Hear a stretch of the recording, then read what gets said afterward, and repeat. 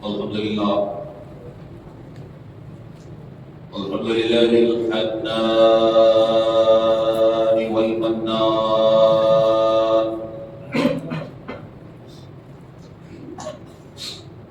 نحمده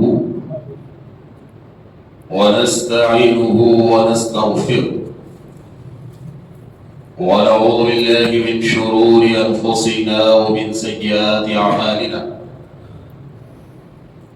من يهده الله فلا مضل له ومن يضلله فلا هادي له ونشهد أن لا إله إلا الله وحده لا شريك له لا شريك له ولا ضد له ولا ند له ولا مثل له ولا مماثل له ولا ولد له ولا والد له إن الله على كل شيء قدير ونشهد أن سيدنا ومولانا ومأوانا وملجأنا وطبيبنا وطبيب قلوبنا وشفيعنا وشفاء مرضنا وخرتنا وخرة أعيننا جد الحسن والحسين سائب القاب قوسين سيدنا محمد رسول الله صلى الله عليه وسلم وعلى آله وأزواجه وذريته وأهل بيته عليهم أجمعين إن الله وملائكته يصلون على النبي يا أيها الذين آمنوا صلوا عليه وسلموا تسليما اللهم صل على سيدنا محمد وعلى آل سيدنا محمد وبارك وسلم وصلى الله تعالى على خير خلقه ورعاشه محمد وعلى آله وأهل بيته عليهم أجمعين شاہ مردہ شیر یزدہ قوت پروردگار لا فدا الا علی لا صیف الا ذوالفقار من کنت مولاہ فحاض علی المولا غوث اعظم بمنی بے سر و ساما مدد قبلت دی مدد کعبہ ایما مدد یا جیلانی لا تنسانی یا خطب ربانی لا تنسانی خواجہ خواجگاہ فخر ہندوستان ہندر ولی خواجہ معین الدین چشتی المدد المدد المدد بحق خواجہ عثمان ہارونی نیست کعبہ دردکن جس درگوہے گیسو دراز بادشاہ دین و دنیا تا ابد بندہ نواز والحمدللہ رب العالمین. حضرات محترم 12:15 ہو چکے ہیں اور ماہ رمضان مبارک کی تاخرات ہے. خیر آپ کا وقت کیا ہے یہ تو مجھے نہیں معلوم، مگر میری فیلڈ کے حساب سے ابھی میرا ٹائم شروع ہونے ابھی 45 منٹ ہے. سبحان اللہ. تو انشاءاللہ رمضان مبارک کا مہینہ ہے تو بات بڑی اہم ہوگی، بڑی خاص ہوگی اور ذہن میں اترنے والی ہوگی. آج رمضان کی پہلی تاخرات ہے اور یہ رمضان نزول قرآن کا مہینہ ہے. نزول قرآن کا مہینہ ہے. اب قرآن ہے کیا؟ تو میرے دوستو سب سے پہلے ہم قرآن کو سمجھیں گے تو قرآن کے ساتھ والے بھی خطبہ کو سمجھ میں آئیں. تو آج کے اس زمانے میں خاص طور پہ نوجوان نسل کو قرآن سمجھنے کی بہت ضرورت ہے کہ قرآن ہے کیا. تو دیکھو میرے دوستو، دنیا کی ہر کتاب آپ اٹھا کر دیکھو، جس دن سے دنیا شروع ہوئی آج تک جو جو کتابیں لکھی گئی ہیں، تاریخ پر ہو، فلسفی پر ہو، یا کوئی اور فارمولے پر ہو، یا سائنس پر ہو، یا کسی بھی سبجیکٹ پر ہو، تو ساری کتابیں تجربہ بیان کریں گی. ہر کتاب تجربہ بیان کرے گی اور فارمولہ دے گی، اور ہر کتاب یہی کہے گی کہ یہ ہو گیا اور یہ ہوا تھا. یہ کہے گا کہ یہ ہو گیا اور یہ ہوا تھا. کتنے بھی بڑے سے بڑے سائنسداں یا کوئی بھی مشہور فلسفی کا یا تاریخ کا ہسٹری کا اتنا بھی بڑا پروفیسر ہو، بڑے سے بڑے سائنسداں اور بڑے سے بڑے پروفیسر کی کتاب آپ پڑھو تاریخ پر، تو وہ اپنی کتاب میں یہی لکھے گا کہ 1857 میں ایسا ہوا تھا، 1950 میں ایسا ہوا تھا، 1720 میں یہ ہوا تھا، 1620 میں یہ ہوا تھا، 2022 میں یہ ہوا، 2023 میں یہ ہوا۔ اب اس کتاب لکھنے والے سے پوچھو کہ بھائی 2025 میں کیا ہوگا، وہ آپ نے نہیں لکھا۔ 2025 میں کیا ہوگا وہ نہیں لکھا۔ تو کتاب لکھنے والا کہے گا کہ دنیا کا قلم تجربے کے لیے اڑتا ہے، نہ کہ مستقبل کے لیے، اور دنیا پچھلی تاریخ سے تجربہ لے کر آنے والے زمانے کو بتاتی ہے، اور کوئی کتاب آپ کو یہ نہیں بتلا سکتی کہ کیا ہونے والا ہے اور کیا ہوگا۔ یہ کوئی کتاب نہیں بتا سکتی، اور آج تک کسی کتاب نے کیا ہونے والا ہے نہیں بتایا اور کیا ہوگا یہ نہیں بتایا، صرف ہو گیا ہو گیا ہو گیا ہو گیا ہو گیا، اور اس حساب سے ایسا ہو سکتا ہے، یہی ہر کتاب نے بتایا۔ مگر مسلمانوں، اپنے مقدر پہ ناز کرو۔ اللہ تبارک و تعالیٰ نے قرآن کی شکل میں ہمیں ایک ایسی دوربین عطا فرمائی ہے کہ اگر اس قرآن کو کھول کر دیکھو تو کیا ہو گیا ملے گا، کیا ہو رہا ہے ملے گا، اور کیا ہونے والا ہے ملے گا، کیا ہونے والا ہے ملے گا۔ تو قرآن قیامت تک کے لیے چیلنج ہے دنیا کے لیے، اس لیے کہ کسی دنیا نے کیا ہونے والا ہے یہ نہیں بتا دیا، مگر قرآن نے آدم سے لے کے رسول عربی تک، اور رسول عربی سے سور بھوکنے تک، اور سور بھوکنے سے لے کے محشر تک، اور محشر سے لے کے جنت اور جہنم تک قرآن نے بتا دیا۔ ساری کائنات کو قرآن نے بتا دیا۔ تو یہ قرآن ہے کیا؟ اللہ نے کہا ذالک الکتاب لا ریب فیہ، اے بندے تو کیا لینا چاہتا ہے اس کتاب سے، لے، اس کتاب سے کیا لینا چاہتا ہے تو لے، اس لیے کہ یہ کتاب دنیا کی بنائی ہوئی کتاب نہیں ہے، رب ذوالجلال کی اتاری ہوئی کتاب ہے، اللہ کی اتاری ہوئی کتاب ہے۔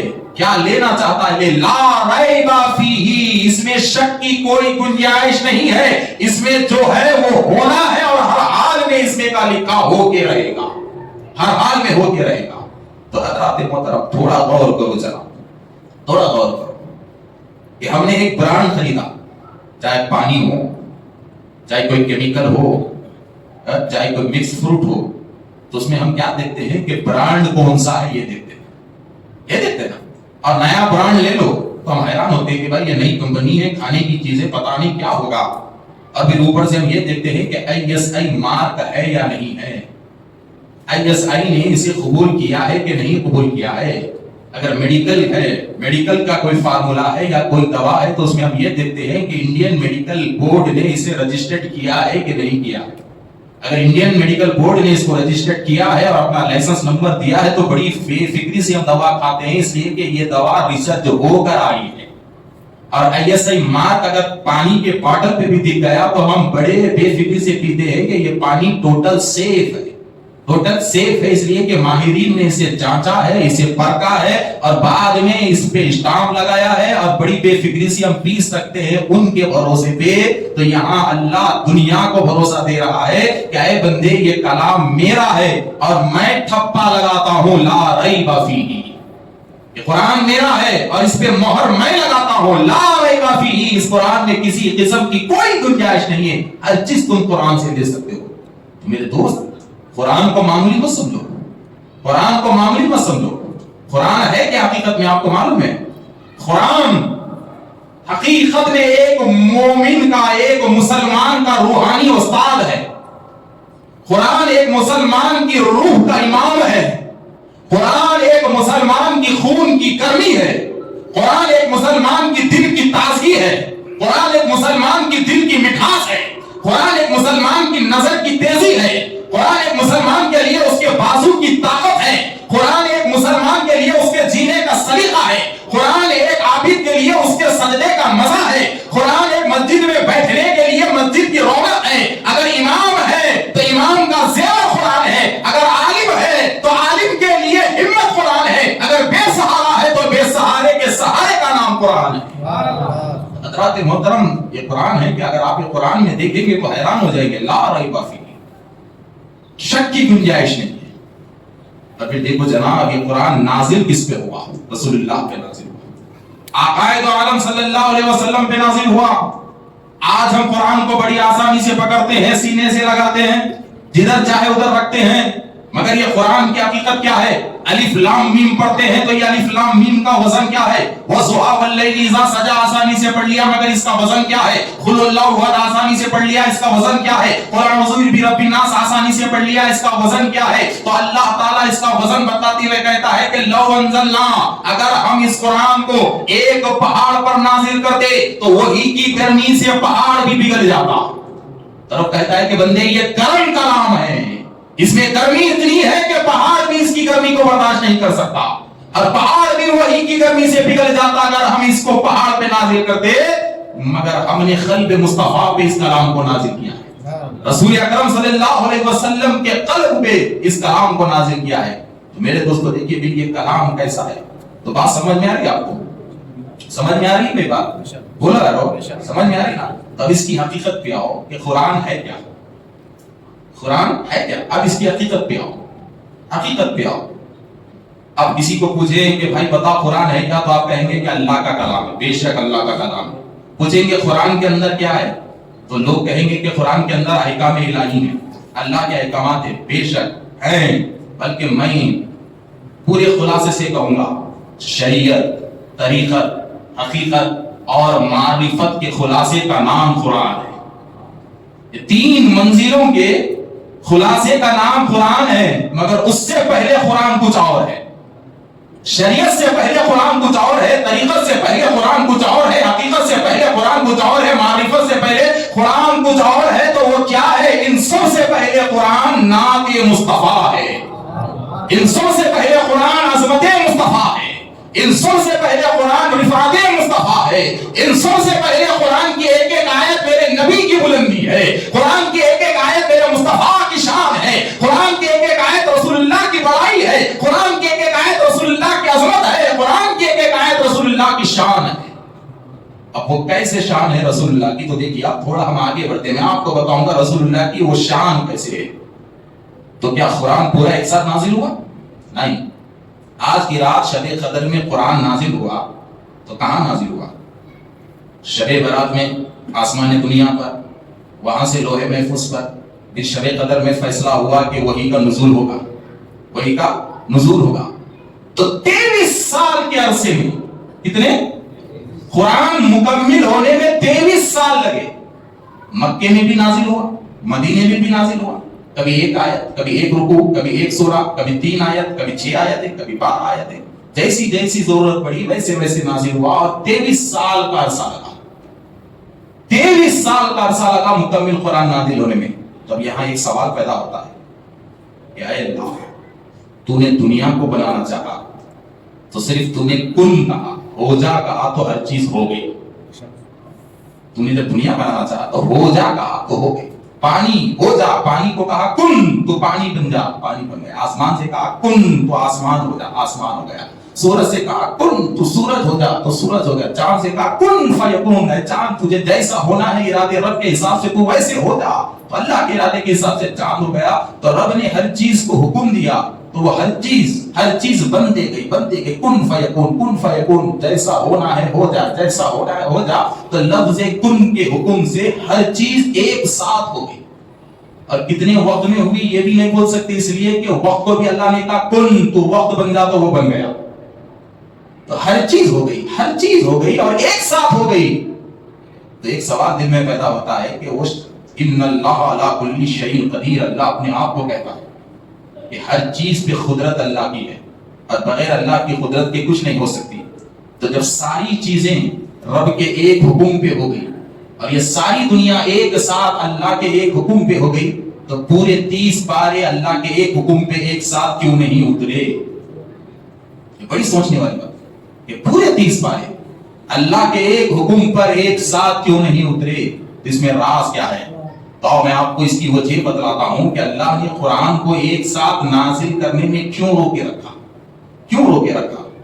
تو یہاں اللہ تعالیٰ اپنے حبیب کا تعلق بتا رہا ہے کہ رب سے کتنا ہے، اس کا پیار بتلا رہا ہے کہ رب سے پیار کتنا، اس کا تعلق بتا رہا ہے کہ مصطفیٰ سے کتنا گہرا تعلق اللہ کا ہے. اور کیسے بتا رہا ہے؟ دیکھیے کہ میرے دوستو 23 سال، کبھی ایک آیت، کبھی 2، کبھی 3، تو یہ تھوڑے آیتیں کیوں اتری؟ ایک ساتھ قرآن کیوں نہیں اتری؟ اس کی وجہ کیا ہے؟ تو وجہ سامنے آتی ہے کہ جب رسول اللہ مکے میں لا الہ الا اللہ کہیں گے تو ساری دنیا آپ کو چھوڑ دے گی. چھوڑ دی نا ساری دنیا. کسی نے پتھر مارا، کسی نے کانٹے بچھائے، کسی نے گلے میں پھانسی کا پھندا ڈالا، کسی نے اونٹ کی غلط داری، کسی نے سوشل بائیکاٹ کر دیا. خاندان دور ہو گیا، گھر دور ہو گیا، اپنے دور ہو گئے، بچپن کے ساتھی دور ہو گئے. بڑی محنتوں اور مشقتوں سے رسول اکرم صلی اللہ علیہ وسلم مکے میں زندگی گزارتے رہے. تو اللہ تعالیٰ نے قرآن کو رو کے رکھا ایک ساتھ نازل کرنے کے لیے، اس لیے کہ اللہ کو معلوم تھا کہ رسول اللہ کی زندگی میں کبھی نہ کبھی ایک ایسا لمحہ آئے گا کہ نبی کے دل کو ٹھیس پہنچے گی اور منانے والا کوئی نہیں رہے گا. رسول اللہ کے دل کو ٹھیس پہنچے گی اور منانے والا کوئی نہیں رہے گا، اور مصطفیٰ اکیلے ہو جائیں گے اور اپنے آپ کو اکیلا تسلیم کریں گے. تو جب نبی کے دل کو تکلیف ہوگی تو ایک ایک آیت کو اتار کر رب رسول اللہ کے دل کی تکلیف کو دور کرتا چلا گیا. آیتوں کو اتارتا گیا اور رسول اللہ کی تکلیف کو دور کرتا گیا. کبھی غم ہوا تو آیت اتری، کبھی غم ہوا تو آیت اتری، کبھی کسی نے تانا دیا تو آیت اتری. اب کیسے اترتی تھی؟ دیکھیے کیسے اترتی تھی آیتیں، ذرا دیکھیے میرے دوستو، ذرا دیکھیے. کیا میرا خطاب ٹرن ہو رہا ہے؟ کیسے ٹرن ہو رہا ہے؟ دیکھیے اب کیسی آیت اترتی تھی. رسول اکرم صلی اللہ علیہ وسلم کے اللہ نے 2 مرد بچے دی. بچپن میں ان کا انتقال ہوا تو آپ کے بیٹے حضرت قاسم کا جب انتقال ہوا تو مرد اولاد آپ کی ختم ہو گئی. اب نسب کس سے چلتا؟ مرد اولاد سے نا. مرد اولاد سے ہی خاندان چلتا ہے، مرد اولاد سے ہی نسب چلتا ہے. تو رسول اکرم صلی اللہ علیہ وسلم جب اپنے بیٹے کی تدفین کر کے واپس آ رہے تھے تو کفار بیٹھ کر مذاق اڑا رہے تھے کہ دیکھو یہ کیسی باتیں کرتے ہیں، اسلام کو آگے بڑھانے کی یہ باتیں کرتے ہیں، لوگوں کو پھیلانے کی باتیں کرتے ہیں، مگر پتہ نہیں ان کے بعد ان کے اسلام کا کیا ہوگا، ان کے بعد ان کے مذہب کا کیا ہوگا. یہ تو بے اولاد ہو گئے، یہ تو بے اولاد ہو گئے. اور رسول اکرم صلی اللہ علیہ وسلم کو بے اولاد ہونے کا تانا دیا گیا، ابتر ہونے کا تانا دیا گیا. حالانکہ رسول اللہ کو بیٹیاں تھیں مگر مرد اولاد نہیں تھی. ایک بیٹے کا بچپن میں انتقال اور ایک کا بچپن میں انتقال، دوسرے کی تدفین کر کے آ رہے ہیں. تو کافروں نے مذاق اڑایا، تانا دیا کہ آپ تو بے اولاد ہو گئے، آپ تو ابتر ہو گئے، آپ کا مذہب تو آپ ہی تک رکے گا، اب آپ کا کوئی جانشین نہیں ہے، تو آپ کا دین کون پھیلائے گا. تو ابتر کا تانا رسول اللہ کو دیا گیا. تو جب رسول اکرم صلی اللہ علیہ وسلم نے یہ بات سنی تو رسول اکرم کو دل کو بڑی تکلیف ہوئی اور آقا دو عالم صلی اللہ علیہ وسلم کی آنکھوں سے آنسو نکل گئے، اس لیے کہ ابھی تو بیٹے کو دفنا کیا رہے تھے. ذرا سوچئے کہ وہ بات جو اپنے ہاتھوں سے بیٹے کو دفنا کیا جائے اس کی دل کی حالت کیا ہوتی ہے، اس کی دل کی تکلیف کیا ہوتی ہے. اور ایسے تکلیف کے عالم میں کافر کفار بے اولاد ہونے کا تانا دیتے ہیں، ابتر کہہ کے پکارتے ہیں، بے اولاد کہہ کے پکارتے ہیں. نسب نہ چلے گا، عصب نہ چلے گا، خاندان نہ چلے گا، ایسا نعرہ دے رہے ہیں. رسول اکرم صلی اللہ علیہ وسلم تنہائی میں چلے گئے، آنکھوں سے آنسو جاری ہے، بڑے غمگین رسول اللہ ہیں. تو حضرات محترم ذرا دیکھیے کہ اللہ کا تعلق مصطفیٰ سے کتنا گہرا ہے. ارے جب آنکھوں سے آنسو نکلتے، آنسو پوچھنے کے لیے جبریل آیت قرآن کو لے کر آتے، آیت قرآن کو لے کر آتے. ادھر آنسو نکلے، اولاد کے غم میں رسول اللہ ڈوب گئے اور کافروں کا تانا یاد آتا ہے، تم بے اولاد ہو، تم ابتر ہو، تم بے اولاد ہو، تم ابتر ہو. یہ کافروں کا تانا یاد آتا ہے، رسول اللہ کے آنکھوں سے آنسو نکلتے ہیں اور ادھر دریا رحمت جوش میں آتا ہے اور پروردگار جبریل سے کہتے ہیں کہ اے جبریل فوری مصطفیٰ کے گھر میں جاؤ، دیکھو میرا حبیب، میرا پیارا حبیب اولاد کے غم میں اپنے آنکھوں سے آنسو بہا رہا ہے. ارے یہ کافروں نے، ان کم وقتوں نے میرے نبی کو بے اولاد کہا، میرے حبیب کو ابتر کہا، اور ابتر کا یہ تانا رسول اللہ کے دل میں اتنا لگا کہ آقا غم میں ڈوبے، آنسو بہا رہے ہیں. رب نے جبریل سے کہا کہ جبریل جاؤ مصطفیٰ کے آنسو پہنچاؤ. تو کہا کہ اللہ کیسے پہنچوں؟ تو کہا جاؤ میرے نبی سے کہو کہ اے نبی کون کہتا ہے آپ کا نسب نہیں چلے گا؟ اے مصطفیٰ کون کہتا ہے آپ کا خاندان نہیں چلے گا؟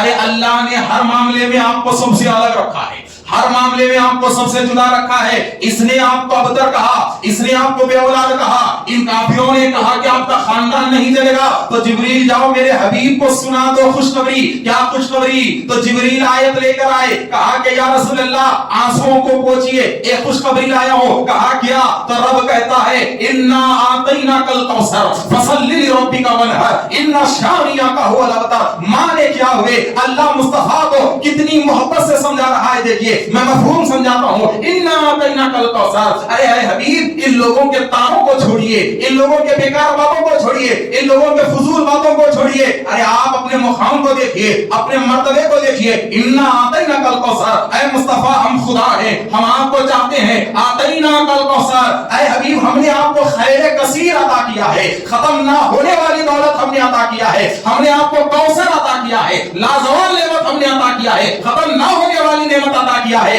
قیامت تک چلنے والی نعمت کوثر کی شکل میں ہم نے آپ کو عطا کیا ہے۔ اے مصطفیٰ اب آپ ایک کام کیجئے، فصل لربک وانحر، بس آپ اپنے رب کا شکرانہ ادا کیجئے، نماز پڑھیے، قربانی دیجئے۔ اب رہی وہ گستاخ کی بات، جس نے آپ کو بے اولاد کہا تو رب کا فیصلہ ہے ان شانئک هو الابتر، اس نے آپ کو ابتر کہا، اس نے آپ کو بے اولاد کہا، تو اے حبیب یہ رب کا فیصلہ ہے، بے اولاد آپ نہیں رہیں گے، جس نے آپ کو بے اولاد کہا وہ بے اولاد ہو جائے گا، جس نے آپ کو بے اولاد کہا وہ بے اولاد ہو جائے گا۔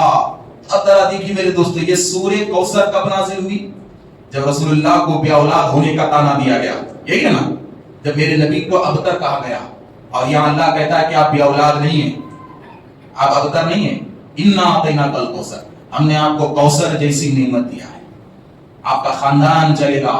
تب صوفیہ کی بارگاہ میں اور صوفیہ جواب دیتے ہیں کہ بے شک کوثر ایک عظیم نعمت ہے، کوثر ایک عظیم نعمت ہے۔ رسول اللہ صلی اللہ علیہ وسلم کی بارگاہ میں بے اولاد ہونے کا تانا دیا گیا تو اللہ نے کوثر جیسی نعمت کی شکل میں بی بی فاطمہ کو پیدا کیا، کوثر جیسی نعمت کی شکل میں بی بی فاطمہ کو پیدا کیا۔ اور ادھر رسول اللہ نے کہا کہ اے دنیا والوں یاد رکھو، ہر ایک کا خاندان اس کی مرد اولاد سے چلتا ہے، مگر میرا خاندان میری بیٹی فاطمہ سے چلے گا، میرا خاندان میری بیٹی فاطمہ سے چلے گا۔ حضرات محترم، پھر ایک معنی یہ بھی آئے مفسرین کے کوثر یعنی کہ محشر کے میدان میں حوض کوثر پر آپ کی حکومت ہوگی، کوثر جیسے مقام پر آپ کی حکومت ہوگی۔ تو ذرا دیکھیے میرے دوستو، جب ضرورت پڑی، جب ضرورت پڑی کہ رسول اللہ صلی اللہ علیہ وسلم کو سمجھانے کے لیے، آپ کی شان بتانے کے لیے، آپ کو سہارا دینے کے لیے ایک ایک آیت، دو دو آیتیں، تین تین آیتیں ایسے نازل ہوتے رہے۔ اور پھر رسول اللہ کی شان کیا ہے، رسول اللہ کی شان کیا ہے، یہ شان بھی قرآن بتا رہا ہے۔ دیکھیے بڑے مزے کی بات کیا ہے رسول اللہ کی شان، یہ شان بتا رہا ہے اللہ۔ دیکھیے کتنی مزے کی بات ہے، اللہ شان بتاتے ہوئے کہتا ہے لا اقسم بهذا البلد، اے مصطفیٰ اس مکہ شہر کی قسم، لا اقسم بهذا البلد، اے حبیب اللہ قسم اٹھاتا ہے اس مکے کی، جس مکے میں تم ہو اس مکے کی قسم۔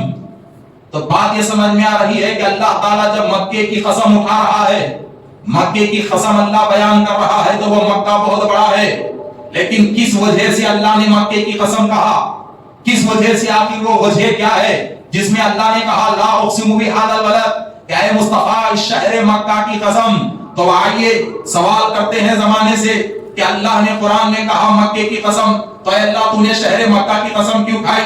کیا تو نے اس لیے مکے کی قسم کھائی کہ وہاں صفا و مروہ ہے؟ کیا تو نے مکے کی قسم اس لیے بیان کی کہ وہاں زمزم کا کنواں ہے؟ کیا مکے کی قسم اس لیے بیان کی گئی کہ وہاں مقام ابراہیم ہے؟ کیا مکے کی قسم اس لیے بیان کی گئی کہ وہ میزاب رحمت ہے؟ کیا مکے کی قسم اس لیے بیان کی گئی کہ وہاں کعبہ ہے؟ کیا مکے کی قسم اس لیے بیان کی گئی کہ وہاں انبیاء کے قبور ہیں؟ کیا مکے کی قسم اس لیے بیان کی گئی کہ وہاں کئی نبی آئے؟ کیا مکے کی قسم اس لیے بیان کی گئی کہ وہاں اللہ کا گھر ہے؟ کیا مکے کی قسم اس لیے بیان کی گئی کہ وہاں کعبۃ اللہ ہے؟ اے پروردگار آخر تو نے مکے کی قسم کیوں بیان کی؟ تو جواب آتا ہے کہ اے بندے میں نے مکے کی قسم تو بیان کی ہے، مگر اس لیے نہیں کہ مکے میں میزاب رحمت ہے، اس لیے اللہ نے قسم نہیں کھائی کہ وہاں صفا و مروہ ہے، اس لیے اللہ نے قسم بیان نہیں کی کہ وہاں زمزم کا کنواں ہے، اس لیے اللہ نے وہاں قسم بیان نہیں کی کہ وہاں اس کا گھر کعبہ ہے، اس لیے اللہ نے قسم بیان نہیں کی کہ وہاں مقام ابراہیم ہے۔ پھر کس لیے اللہ نے قسم بیان کی؟ تو رب کہتا ہے وَأَنْتَ حِلٌّ بِهَذَا الْبَلَدِ، کہ اے مصطفیٰ میں نے نہ کعبے کے لیے قسم بیان کی، نہ حجر اسود کے لیے قسم کو بیان کیا، نہ میزاب رحمت کے لیے، نہ صفا و مروہ کے لیے،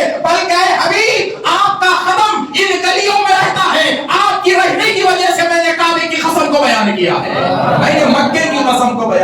مصطفیٰ اس مکے میں آپ رہتے ہیں، اس شہر میں آپ رہتے ہیں، اور آپ رہنے کی وجہ سے یہ شہر عظمت والا ہو گیا، آپ رہنے کی وجہ سے یہ مکہ کمال والا ہو گیا، آپ رہنے کی وجہ سے یہ مکہ رحمت والا ہو گیا، آپ رہنے کی وجہ سے یہ مکہ عظمت والا ہو گیا۔ تو آپ کے ہونے کی وجہ سے ہم اس شہر مکہ کی قسم کو بیان کرتے ہیں۔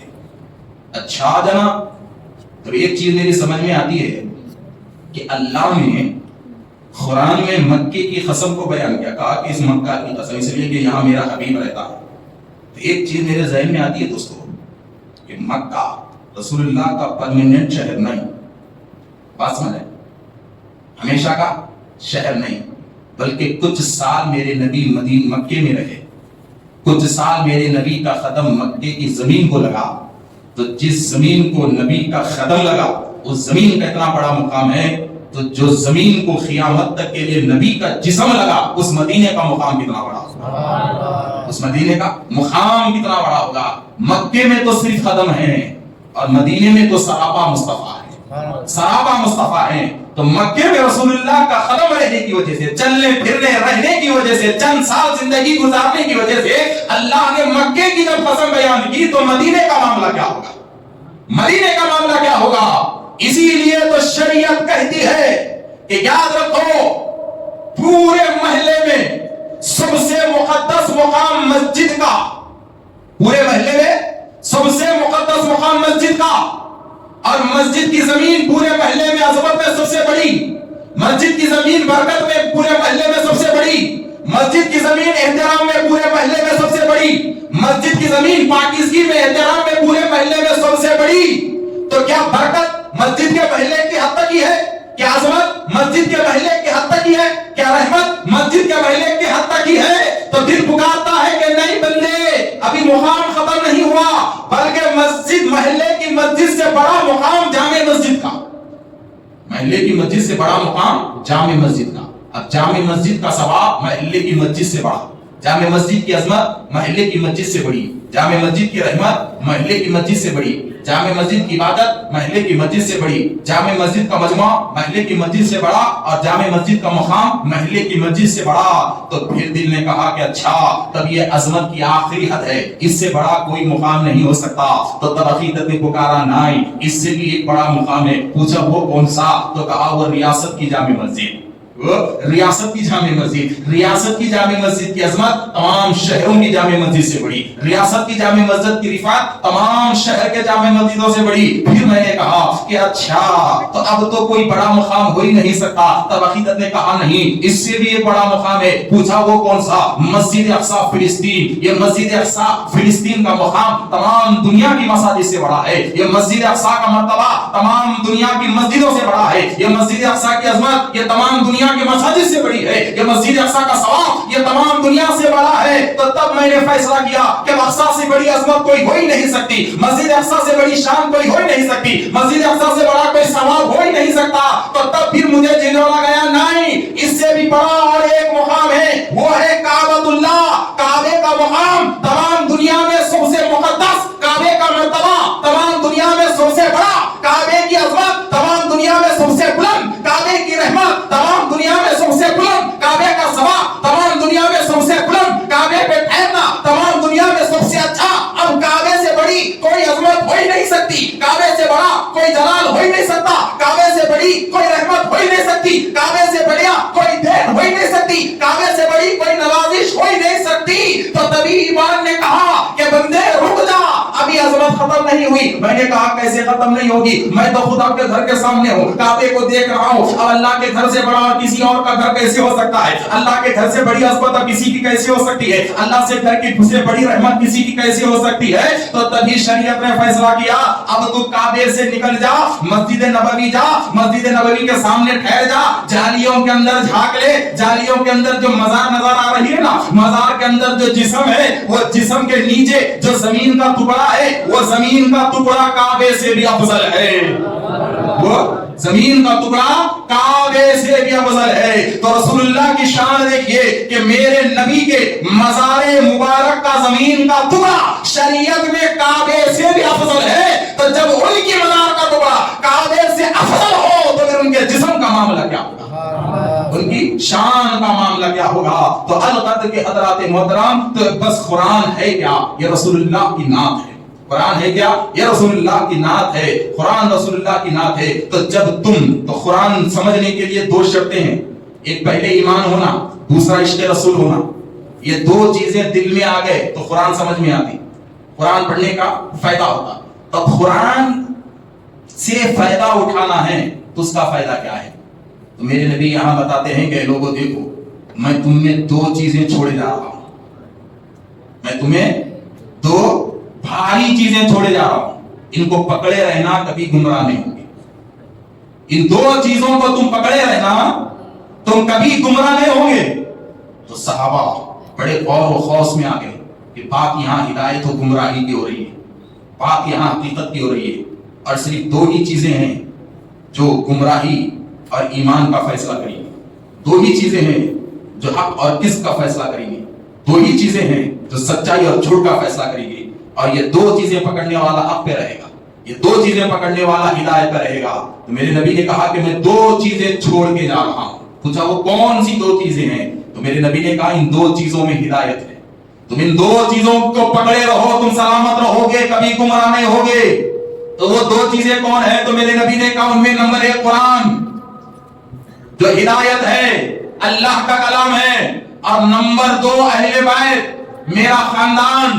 تو تم قرآن کے ساتھ ساتھ میرے اہل بیت کو پکڑے رہو، قرآن کے ساتھ ساتھ میرے خاندان علی اور فاطمہ کی نسل کو پکڑے رہو۔ اگر کسی کے پاس قرآن ہے اہل بیت نہیں ہے تو وہ گمراہ ہے، اگر کسی کے پاس اہل بیت ہے قرآن نہیں ہے تو بھی وہ گمراہ ہے، تو بھی وہ گمراہ ہے۔ اسی لیے آقا عالم صلی اللہ علیہ وسلم نے کہا کہ تم قرآن اور اہل بیت کو پکڑے رہو، تم ہدایت پاؤ گے، اور قرآن اور اہل بیت ہی یہ ہدایت کی علامت ہے، ہدایت کی علامت ہے۔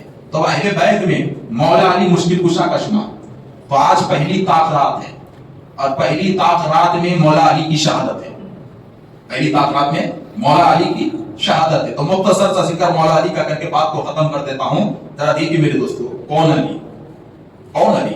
آپ کو معلوم ہے مولا علی ہے کون؟ حضرت علی کو رسول اللہ کے طامات کی نظر سے مت دیکھو۔ مولا علی کی حقیقت کیا ہے میں آپ کو بتاتا ہوں، سنو۔ ابھی میں بولا نا قرآن میں ہر زمانہ موجود، قرآن میں ہر چیز موجود، قرآن میں سب کچھ موجود، اور اللہ نے کہا لا ریب فی، جو ہونا ہے دل اس میں کوئی شک نہیں ہے۔ تب یہ بتاؤ علم قرآن کا کوئی مقابلہ کر سکتا ہے؟ بولو، قرآن میں علم کتنا ہے کوئی بتا سکتا ہے؟ قرآن میں فائدہ کتنا ہے کوئی بتا سکتا ہے؟ نہیں، لامحدود اللہ نے قرآن میں فیضان رکھا ہے، لامحدود اللہ نے قرآن میں علم رکھا ہے۔ اور پھر ایک جگہ اللہ نے کہا کہ قرآن علی کے ساتھ ہے اور علی قرآن کے ساتھ ہے۔ قرآن کیا کہا؟ بولو، قرآن علی کے ساتھ ہے اور علی قرآن کے ساتھ ہے۔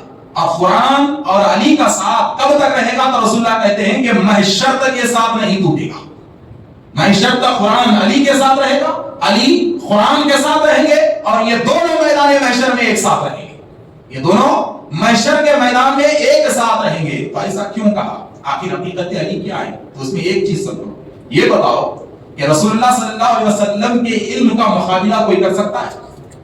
کر سکتا ہے؟ اللہ نے آپ کو کتنا علم دیا کوئی مکمل بتا سکتا ہے کہ میرے نبی کے علم کی حد کیا ہے کوئی بتا سکتا ہے؟ نہیں، مگر مصطفیٰ کہتے ہیں انا مدینۃ العلم، رسول اللہ کہتے ہیں میں علم کا شہر ہوں۔ آقا کہتے ہیں کہ لوگوں مجھے دیکھو، میں شہر علم ہوں، میں علم کا شہر ہوں، کیا لینا ہے مجھ سے لو، کیا مانگنا ہے مجھ سے مانگو۔ اور آقا کہتے ہیں انما انا قاسم، میں دینے کے منصب پر ہوں، اللہ ہر کسی کو نہیں دیتا بلکہ اللہ ہر ایک کا میرے پاس نازل کرتا ہے، اور میرا کام دینا ہے، میرا کام دینا ہے، اور جو جو مانگتا ہے میں دیتا چلا جاتا ہوں، اس لیے کہ میں قاسم ہوں، میں مانگنے والا ہوں، اس رب سے لیتا ہوں، اور اللہ کے بندوں میں بانٹتے رہتا ہوں، میں بانٹنے والا ہوں۔ تو میرے نبی نے کہا مدینۃ العلم، میں علم کا شہر ہوں، اور کہتے ہیں وعلی بابھا، اور یہ علی اس کا دروازہ ہے، علی اس کا دروازہ ہے۔ مصطفیٰ شہر علم ہے اور علی اس کے دروازے ہیں۔ تب ذرا سوچو کہ جو دروازہ ہو شہر کا، شہر علم مصطفیٰ، اور اس شہر علم کے دروازے علی، اور علی کے پیچھے سارا علم، دروازے کے اندر ہی سارا علم رہتا نا، اس کے پیچھے ہی سارا علم رہتا نا، تو پھر علی کے علم کا معاملہ کیا ہوگا؟ اس لیے تو مولا علی کہتے ہیں کہ اللہ نے پورے قرآن کے علم کو سورہ فاتحہ میں رکھا. یہ سورہ فاتحہ معمولی سورہ نہیں ہے، یہ سورہ فاتحہ میں پورے قرآن کا علم ہے، مکمل قرآن کا علم سورہ فاتحہ میں ہے.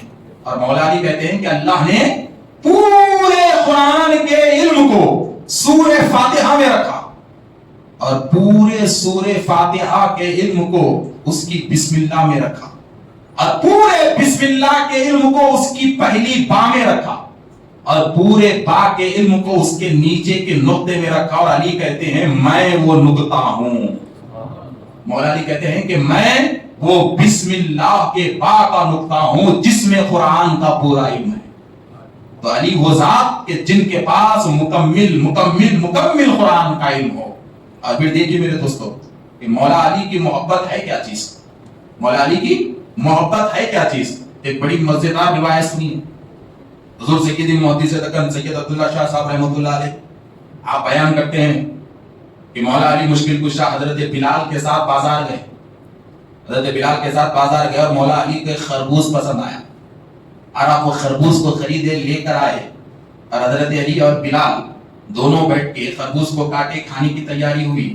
مولا علی نے خربوز کو چکا تو بڑا کڑوا نکلا، وہ خربوز بڑا کڑوا نکلا.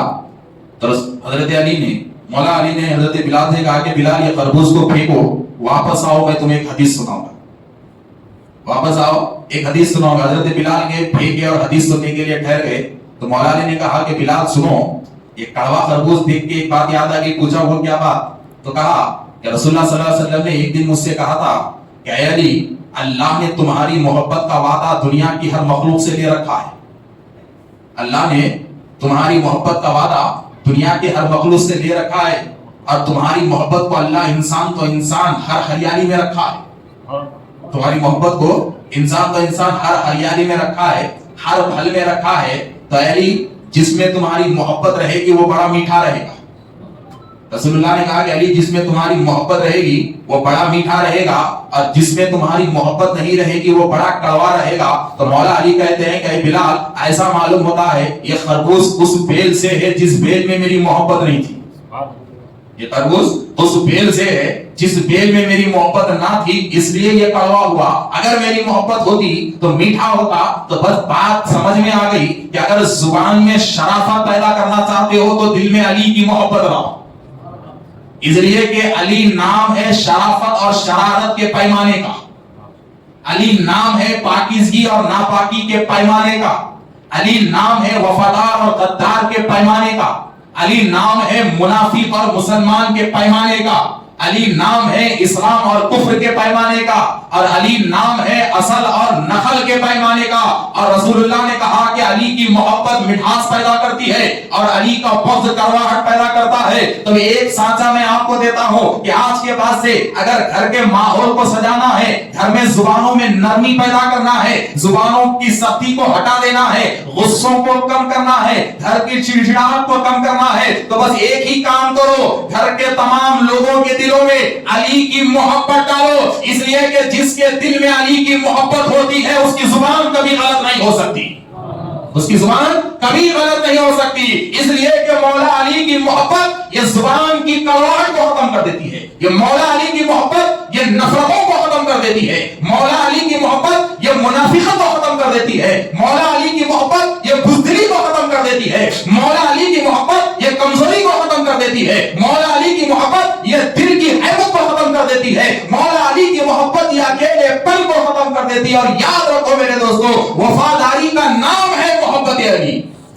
اور جہاں علی کی محبت آ جاتی ہے پھر وہاں منافقت نہیں رہتی، وہاں ہرگز وہاں منافقت نہیں رہتی. تو الغرض کے حضرات محترم پھر دیکھیے کہ دل کی مٹھاس کا نام علی کی محبت ہے، زبان کی مٹھاس کا نام علی کی محبت ہے. اب اگر کوئی دور بڑا عجیب ہے، گمراہی کا دور ہے. اب اگر آپ آج کے بعد سے کسی کی زبان سے اہل بیت کے تعلق سے غیر ضروری باتیں سنیں تو اس سے الجھنا بیکار ہے. بس اتنا سمجھ لینا کہ یہ وہ بیل کی پیداوار ہے جس بیل میں علی کی محبت نہیں تھی، اس لیے کڑوا بول رہا ہے، اس لیے کڑوا بول رہا ہے۔ اگر علی کی محبت ہوتی تو ایسے کڑوے باتیں وہ ہرگز نہیں کرتا تھا۔ تو حضرات محترم اور تھوڑا آگے آئیے کہ مولا علی مشکل کشا کی شان کیسی ہے دیکھیے میرے دوستو۔ حضرت ابوبکر صدیق رضی اللہ تعالیٰ، کون ابوبکر صدیق؟ میرے بھائی کون ابوبکر صدیق؟ جن کی زبان کی سند قرآن میں موجود، جن کی زبان کی سند قرآن میں موجود، اور جن کے فیصلوں کی، جن کے مشوروں کی تائید وحی الہی کے ذریعے نازل ہو۔ مشورہ دیں تو ان کا مشورہ اللہ کو پسند آیا، وہ مشورہ آیت قرآنی بن کے حضرت ابوبکر صدیق کی تائید میں نازل ہو۔ ایسی شان، ایسا مرتبہ حضرت ابوبکر صدیق کا کہ اللہ نے انہیں سچا کہا۔ ان کی زبان کی سند اللہ نے قرآن میں رکھی، ان کی کردار کی سند اللہ نے قرآن میں رکھی، ان کے مشوروں کی سند کو اللہ نے قرآن میں رکھی۔ تو بات سمجھ میں آ گئی کہ جن کی حرکت، جن کے مشورے اور جن کی زبان کی سند قرآن میں ہو تو پھر ان کا ہر عمل پاک ہے اور ان کا ہر عمل دین ہے۔ تو حضرت ابوبکر صدیق کے ایک عمل کو دیکھیے کہ ام المومنین بی بی عائشہ صدیقہ رضی اللہ تعالیٰ عنہا کے گھر کو آئی، بیٹی ہیں، ام المومنین ہیں، بیٹی ہیں، حضرت ابوبکر صدیق سسرے ہیں، تو اپنی بیٹی سے ملنے کے لیے آئے۔ رسول اللہ گھر پہ نہیں تھے، آئے اور بیٹھ گئے۔ تو ام المومنین بی بی عائشہ صدیقہ رضی اللہ تعالیٰ عنہ نے کہا کہ ابا جان رسول اللہ تو نہیں ہے، تو باپ بیٹی سے ملنے آیا، بیٹھے گا تو صحیح۔ تو دونوں باتیں کر رہے ہیں تو دوران گفتگو مولا علی تشریف لائے۔ اب جیسا ہی مولا علی تشریف لائے، ام المومنین بی بی عائشہ پردے میں گئی، اور وہ دور کے چلمن تھے، پردے آڑا تھے، پردے میں گئی، مگر نظر تو آتا تھا کون ٹھہرا ہوا ہے، پردے میں گئی۔ اب پردے میں جانے کے بعد مولا علی آ کر بیٹھ گئے، پوچھا رسول اللہ صلی اللہ علیہ وسلم کہاں ہیں؟ حضرت ابوبکر صدیق نے جواب دیا میں بھی انتظار میں ہوں۔ مولا علی بیٹھ گئے۔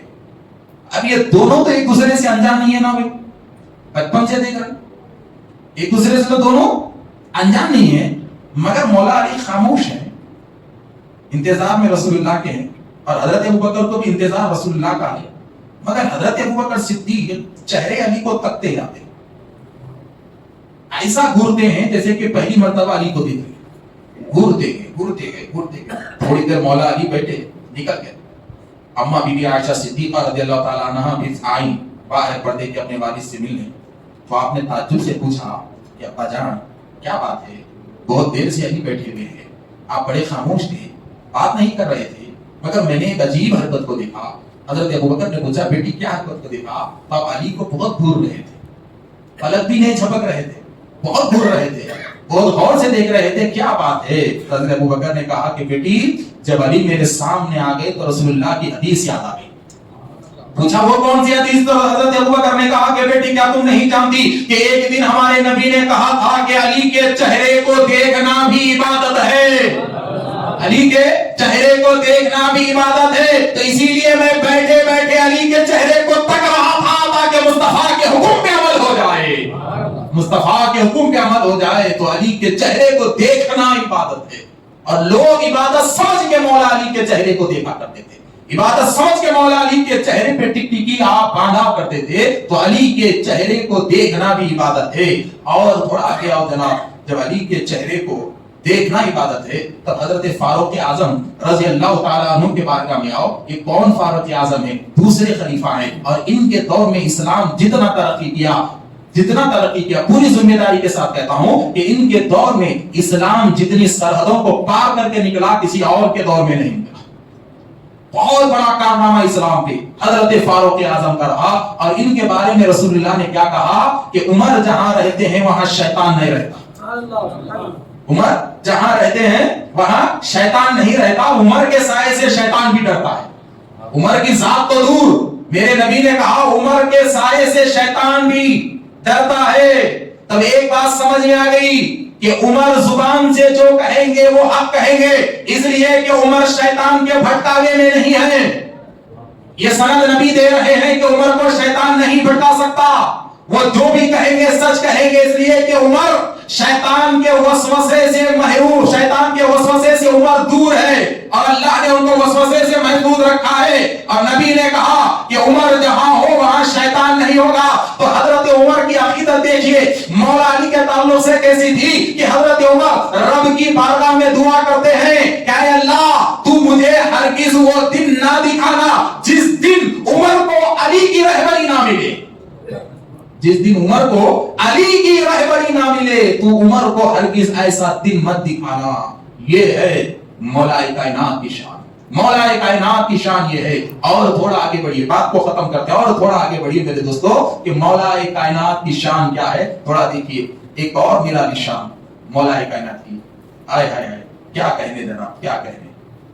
ایک بات بتاؤ، باب العلم ہے علی، علم کے دروازے ہیں، مگر مولا علی پڑھے کہاں؟ ہے نا، یہ بھی تو ہونا ہے نا کہ مولا علی پڑھے کہاں؟ ارے ایسی شان مولا علی کی، ایسی شان کہ رسول اکرم صلی اللہ علیہ وسلم کے پردہ فرمانے کے بعد ایک منافقت، ایک نیا فرقہ جنم لے لیا۔ دل سے مسلمان نہیں تھے، زبان سے تھے، اور وہ لوگ علم غیب کا انکار کر دیا۔ بولے آپ کہاں جانتے تھے علم غیب؟ فلاں جانتے تھے، دیواروں کے پیچھے لوگوں کو بھٹکانا، نبی کو غیب نہیں جانتے تھے، کچھ بھی نہیں جانتے تھے، کہیں کے باتیں کیا باتیں۔ تو وہ ساری باتیں مولا علی کو پہنچ گئی۔ ایک گروپ ہے جو غیب کے علم کا مذاق اڑا رہا ہے، علم غیب کا مذاق اڑا رہا ہے، ایک گروپ ہے تو مولا علی کو جلا لگایا اور اب اعلان کریں کہ سب کو مسجد میں جمع ہو۔ تو سارے کے سارے مسجد میں جمع ہو گئے۔ جب سب کے سب مسجد میں جمع ہو گئے تو مولا علی بڑے جلال کے ممبر پہ آ کر ٹھہر گئے۔ تو سب نے مزاج علی کو دیکھ کے سب کے دل میں ہیبت ہو گئی کہ آج چہرے پہ جلال کیسے ہے۔ تو آپ ممبر پہ چڑھے اور اعلان کیا کہ اے لوگوں مجھے دیکھو، میں نبی نہیں علی ہوں۔ آپ نے پہلا جملہ کیا کہا؟ اے لوگوں مجھے دیکھو، میں نبی نہیں علی ہوں۔ آج مجھ سے پوچھو کیا پوچھنا چاہتے ہو، آج تم مجھ سے پوچھو کیا پوچھنا چاہتے ہو، کون سا غیب جاننا چاہتے ہو مجھ سے پوچھو، کون سی چھپا ہوا راز جاننا چاہتے ہو مجھ سے پوچھو، کون سی چھپی ہوئی چیز جاننا چاہتے ہو مجھ سے پوچھو، کون سا زمانہ جاننا چاہتے ہو مجھ سے پوچھو، کون سی غیب کی بات جاننا چاہتے ہو مجھ سے پوچھو۔ آج میں ہر ایک کو غیب بتا دوں گا، جو پوچھے گا اس کو جواب دوں گا۔ مگر اس کی مجال کہ مولا علی کو اٹھ کے چیلنج دے سکے، چونکہ سب کے سب علم علی کو جانتے تھے، مانتے تھے، سوائے منافقین کے ایک گروپ۔ تو سارے کے سارے خاموش ہو گئے، سب کے سب خاموش ہو گئے، مگر یہ منافقین کا گروپ بڑا بے چین ہوا، بڑا بے چین ہوا۔ ایک اٹھا، پوچھا کہ علی آج جو بھی پوچھو گے وہ بول دو گے؟ ہاں ہاں بول دوں گا، آج کوئی حساب کتاب نہیں، کوئی عدالت نہیں، کچھ نہیں، آج سب کو اختیار ہے، کیا بھی پوچھو، کچھ بھی پوچھو، آج ہر رات سے میں پردہ اٹھاؤں گا۔ یہ لوگ بڑے خوش ہوئے کہ آج ہم علی کو پھنسائیں گے۔ فوراً ایک بندہ اٹھا اس گروپ میں سے، اٹھ کے پوچھا علی یہ بتاؤ کیا تم نے خدا کو دیکھا ہے؟ کیا تم نے خدا کو دیکھا ہے؟ ساری مسجد ششدر ہو گئی، کتنا بڑا سوال کیا، کتنا بڑا سوال کیا، خدا کو دیکھنے کا سوال کیا، پتہ نہیں علی کیا جواب دے گے۔ تو ساری بھری ہوئی مسجد مولا علی کے چہرے کو دیکھنے کی کیا جواب آئے گا۔ تو مولا علی نے بڑے اطمینان سے جواب دیا، اچھا خدا کے دیکھنے کا سوال کرتے ہو؟ تو مولا علی نے فخریہ کہا کہ لوگوں سنو، قسم خدا میں جب نماز میں ہوتا ہوں تو سجدے سے سر اس وقت تک نہیں اٹھاتا جب تک کہ خدا کو نہ دیکھ لو، جب تک کہ خدا کو نہ دیکھ لو۔ علی تو ہر سجدے میں خدا کو دیکھتا ہے، علی تو ہر سجدے میں خدا کا دیدار کرتا ہے، اور تم مجھ سے کہتے ہو کہ خدا دیکھا ہے نہیں دیکھا ہے۔ تو سارے دانت کھٹے ہو گئے کہ اب کیا پوچھیں، سب سے بڑا غیب تو آیا ہے، سب سے بڑے غیب کا تو دیدار ہو رہا ہے، اب پوچھیں تو مولا علی کو کیا پوچھیں، کس چیز کا پوچھیں۔ مگر دیکھیے کیفیت بدل گئی، اس لیے کہ رسول اللہ کے غیب کا معاملہ تھا، کیفیت بدل گئی۔ اور یہاں علی نے اعلان کیا، کیا اعلان کیا؟ ہے کوئی جو مجھ سے زمین کے اندر اور آسمان کے اندر کا معاملہ پوچھے؟ تمہیں غیب چاہیے نا، تو ہر غیب بتاؤں گا، چاہے وہ غیب زمین کے اندر کا ہو یا آسمان کے اندر کا ہو۔ تو یہ بات اتنی بلند تھی کہ یہ بات ہوا میں اڑتے ہوئے سیدھے جبریل کے کان میں، اور جبریل سن رہے ہیں کہ علی آسمان کے غیب کا چیلنج دے رہے ہیں، جبکہ تو وہ کبھی آسمان پہ آئی نہیں، کبھی آسمان کو دیکھا ہی نہیں، اور آسمان کے غیب کا چیلنج دے رہے ہیں۔ تو فوراً جبریل کو بھی موقع ملا محفل علی میں آنے کا۔ حضرت جبریل آئے تو کیسے آئے؟ بھیس بدل کر، ایک معمولی دیہاتی کی شکل میں حضرت جبریل مولا علی کی محفل میں آئے اور ٹھہرے، اور ٹھہر کے کہا کہ علی میرا ایک سوال ہے۔ کون کر رہے ہیں؟ جبریل دیہاتی کے لباس میں آئے اور سوال کرتے ہیں کہ علی میرا ایک سوال ہے۔ مولا علی نے کہا پوچھو۔ کہا کہ حقیقت میں تم زمین کے اندر اور آسمان کے اندر کی باتوں کو جانتے ہو؟ کہا بے شک جانتا ہوں، پوچھو کیا پوچھنا ہے۔ تو خود جبریل پوچھتے ہیں کہ یہ بتاؤ اس وقت جبریل کہاں ہے؟ وہ خود جبریل ہیں اور پوچھتے ہیں کہ بتاؤ جبریل کہاں ہے؟ آئے آئے آئے آئے اتنی بڑی بات ہے، مگر نظر مولا کائنات دیکھیے، ممبر پہ ٹھہرے ہوئے زمین پہ نظر ڈالا اور مولا علی نے کہا کہ دیہاتی سنو، علی کی نظر نے زمین کے ساتھ طبق کو چھان مارا، جبریل زمین کے اندر نہیں ہے۔ پوچھا کہاں ہے؟ دیکھا، کہا ساتوں آسمان کو علی کی نظر نے چھان مارا، جبریل کہیں نظر میں نہیں ہے۔ تو پوچھا جب آسمان میں نہیں ہے، زمین کے اندر نہیں ہے، تو جبریل کہاں ہے؟ تو مولا علی نے کہا کہ سوال پوچھنے والا جبریل ہے، سوال پوچھنے والا جبریل ہے۔ تو حضرات محترم یہ نظر مولا علی کی کہ آپ کی نظر سے جبریل بھی محفوظ نہیں رہے، اور مقام علی دیکھیے، مقام علی دیکھیے کہ کتنا بڑا مقام مولا کائنات کا ہے، کتنا بڑا مقام مولا کائنات کا ہے۔ حضرات محترم مکہ فتح ہوا، مکہ فتح ہوا، 360 بت رکھے ہوئے ہیں، میرے نبی کے ہاتھوں میں لکڑی ہے، رسول اللہ کے ہاتھ میں لکڑی ہے، اور رسول اللہ لکڑی سے ہر بت کو گراتے جاتے ہیں، ہر بت کو گراتے جاتے ہیں، ہر بت کو گراتے جاتے ہیں، ہر بت کو گراتے چلے جاتے ہیں، اور ایک بت جو بہت بلند ہے، بہت بلند ہے، اور ظاہری اعتبار سے رسول اللہ کا ہاتھ وہاں تک نہیں جا رہا ہے، بہت بڑا ہے۔ اب صحابہ دیکھتے ہیں کتنا بڑا بت ہے، رسول اللہ کیسے گرائیں گے، ہاتھ نہیں جا رہا ہے۔ ارے وہ ہاتھ کیسے نہیں جائے گا جناب؟ انگلی کا کمال ایسا کہ زمین پہ ٹھہر کے انگلی ہلائے تو چاند دو ٹکڑے ہو گئے، انگلی ہلائے تو چاند دو ٹکڑے ہو گیا، تو وہ بت نہیں گرتا تھا۔ پھر کیوں نہیں پہنچا رسول اللہ کا ہاتھ؟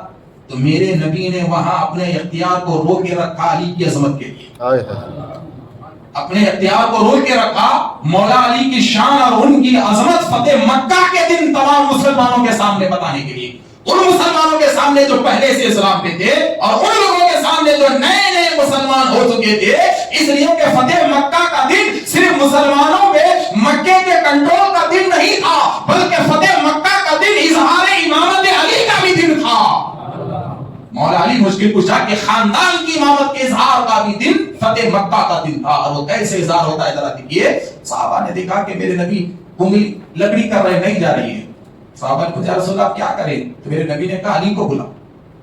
علی آئے، مولا علی آئے، کہا کہ علی دیکھو یہ بت کتنا بڑا ہے، میرا ہاتھ وہاں تک نہیں جا رہا ہے۔ تو مولا علی نے کہا یا رسول اللہ کوئی بات نہیں، علی کے کھاندے حاضر ہیں، میں بیٹھ جاتا ہوں، آپ کھانگوں پہ چڑھ جائیے، بت کو گرا دیجیے۔ تو میرے نبی نے کہا کہ نہیں علی ایسا نہیں ہوگا، نبوت کا بوجھ تمہارے کاندھوں پر نہیں ہوگا، نبوت کا بوجھ آپ نہیں سنبھال سکتے، اس لیے کہ آپ کو تو امامت کا بوجھ سنبھالنا ہے، یہ میں مفہوم دے رہا ہوں۔